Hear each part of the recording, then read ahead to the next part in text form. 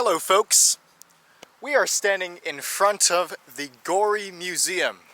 This is a museum celebrating the life and achievements of Dr. John Gorrie back in the 1800s. Around this area of Florida, it was very, very hot, and before the advent of modern medicine, people would have these yellow fever epidemics. During one of these, Dr. John Gorrie, who moved down here from New York, he developed some sort of proto-refrigeration system. His patients would be able to withstand the heat of their symptoms with the cool air of this refrigeration. This eventually laid work and development to later air conditioning, which down here all over the South, not just Florida, is very, very appreciated. It is because of the patents of Dr. John Gorrie that people all over the South, heck, not even the South, but all over places in America and the world where it is just so hot and humid that people can live a comfortable life with air conditioning. This museum is here in the small town of Apalachicola because this is where Dr. John Gorrie came and moved to create his proto-refrigeration system. And so, the residents of Apalachicola, they love anything to do with the achievements of Dr. John Gorrie.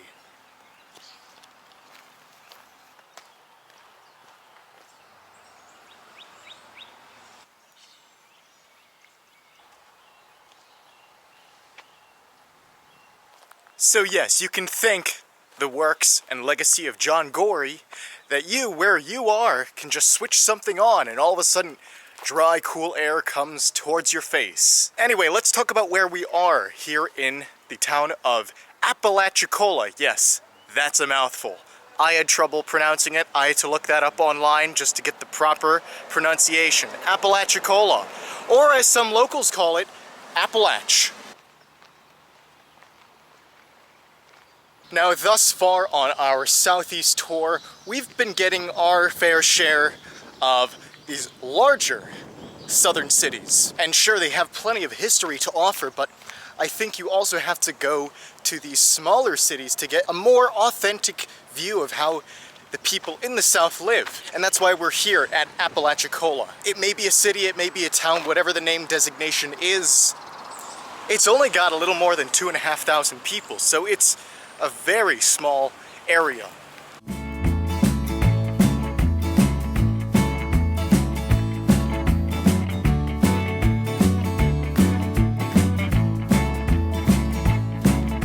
We aren't too far from Tallahassee, our previous location covered, but what makes this location, Apalachicola, pretty special and significant is what's in front of us.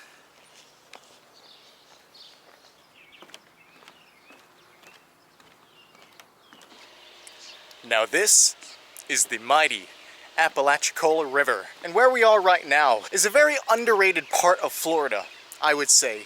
You have all these beaches and coastlines, but the region we're in and the region Apalachicola is located in, it's called the Forgotten Coast. And that's probably because it's just largely forgotten when compared to the likes of Miami and Daytona Beach, and then the Tampa area, and even the beaches on the Florida Panhandle. This is part of the Panhandle, but it's a rather forgotten part of the Panhandle. A little bit midway between peninsular Florida and that really beachy, touristic part of Panhandle, Florida. This is the Forgotten Coast. Now, why am I talking about the coast at the river? Well, this river eventually will flow and its mouth will become the Apalachicola Bay, which hopefully we get to see if we walk down the line a little bit. But this Apalachicola Bay, once it drains out of whatever these barrier islands in front of us might be, it reaches the huge Gulf of Mexico, and it's an amazing feet of water.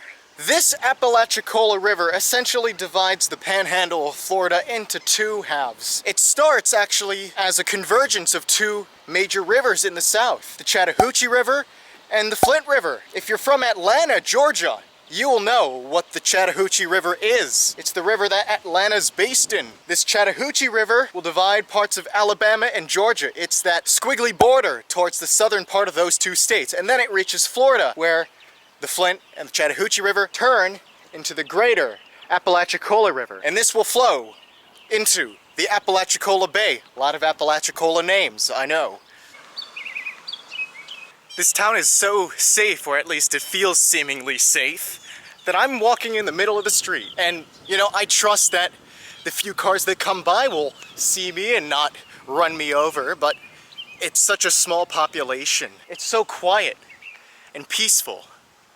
I'm trying to find a way to that Apalachicola Bay view, but on my way I see all these worn out old buildings, and it just seems like a very, how do I describe it, a very southern feel you get.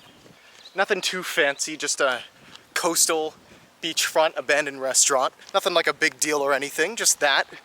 But they're all over here in Apalachicola, and it's a unique but thrilling sight.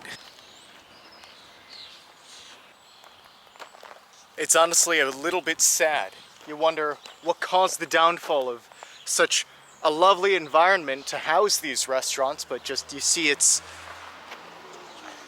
failed and it's abandoned. Was there flooding going on? Was there just not much economic opportunity here in Appalach? Not too sure. Being right next to the coast, this changes the whole culture, because then you have a lot of industry with fishing and commercial activity that's sparked because of the proximity to the water. So here we have a mountain of shells from once living, maybe oysters, and they're just here in a pile.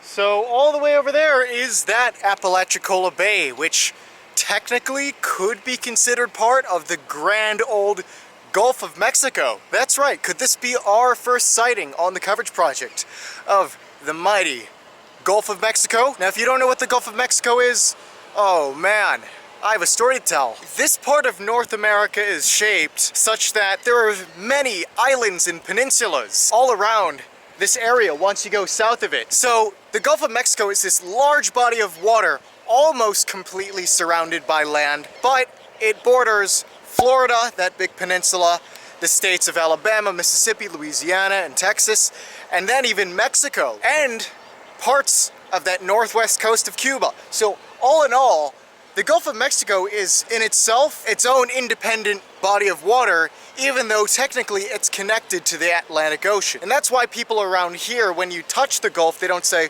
well, I'm going to the Atlantic Ocean. No, they say, I'm going to the Gulf. So here, all along this forgotten coast of Florida, optimal location for taking a boat out to go commercial fishing. And that's why this place, Apalachicola, is very, very well known for its assortment of seafood restaurants, oysters, just fried fish, shrimp, all of that you can find in the Gulf.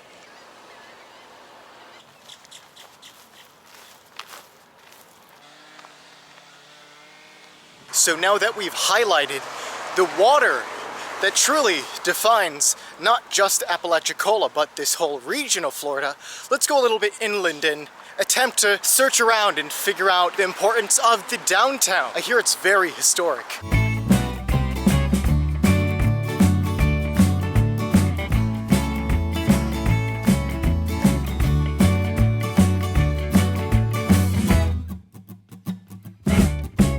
Look at that, nothing but brick buildings with that old-timey architectural design. Just what we wanted to see. This is just such a little walkable town. Feels so safe and nice. And then not to mention all the palmetto trees lining the streets really give it a relaxing atmosphere.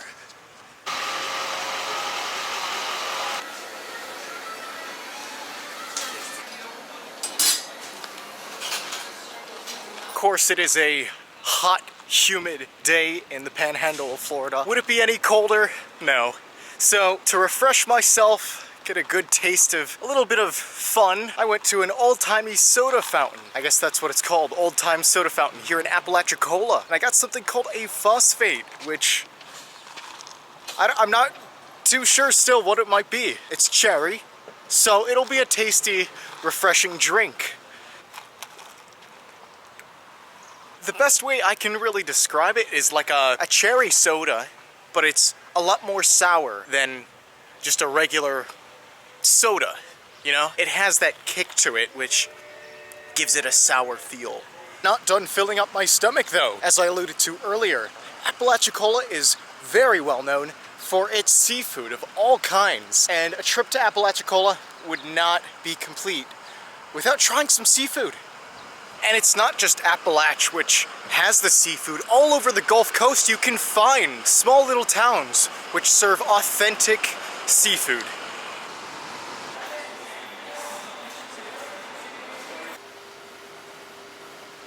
Of course, everything in the South is fried, even the fish. So yeah, here's what we have, a grouper sandwich.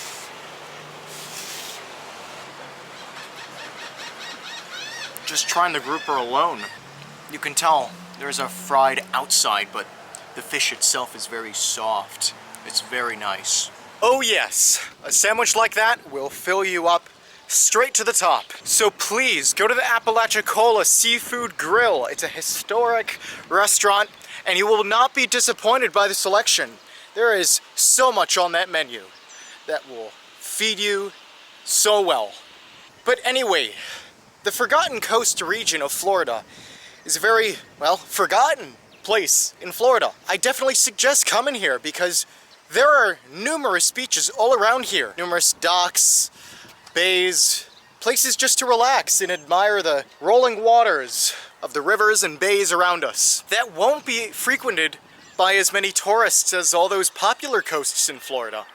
And in between those nice days along the coast, you can come to Apalachicola, a nice historic city with a lot of both southern and Floridian charm. Just be careful though, there's seagulls and birds all around flying above your head. I almost got pooped on earlier, so just be mindful of that when you visit Appalach. But seriously, if you are driving east to west, west to east, along the Gulf route, maybe I-10, US 98, stop by Apalachicola for a day and really admire the peace and serenity of a historic town like this. Well, with that said, looking at the Apalachicola River once again in historic Apalachicola. Said it one more time. More travels to come. I will see you at the next location.